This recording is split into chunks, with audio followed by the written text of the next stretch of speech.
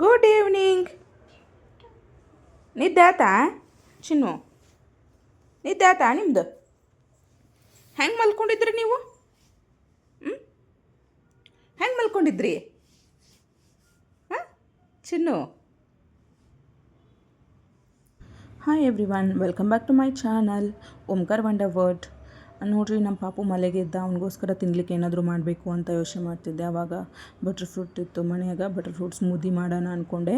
ಅದಕ್ಕೆ ಬೇಕಾಗಿರೋದು butter fruit ಮತ್ತು ಸ್ವಲ್ಪ ಜೇನುತುಪ್ಪ ಮತ್ತು ಸ್ವಲ್ಪ ಹಾಲು. ಇದಕ್ಕೆ ನೀವು ದೊಡ್ಡವ್ರು ತಿನ್ನೋರಾದ್ರೆ ಐಸ್ ಕ್ಯೂಬನ್ನು ಹಾಕ್ಕೋಬೋದು, ಬಟ್ ನಾನು ಹಾಕೋಕತ್ತಿಲ್ಲ, ಮಗು ಕೊಡ್ತಾಯಿದ್ದೀನಿ ಅಂತ.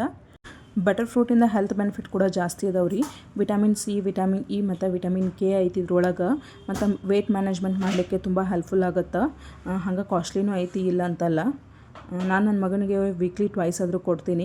ಸ್ಕಿನ್ ಎಲ್ಲ ಚಲೋ ಆಗ್ತೈತಿ ಮತ್ತು ಹೆಲ್ತ್ ಬೆನಿಫಿಟ್ ಇರುತ್ತೆ ಅಂತ ಹೇಳಿಬಿಟ್ಟು. ಏನಿಲ್ಲರಿ, ಇದನ್ನು ಇಷ್ಟ ಮಿಕ್ಸಿ ಮಾಡ್ಕೊಂಬಂದ್ರೆ ಆಯಿತು.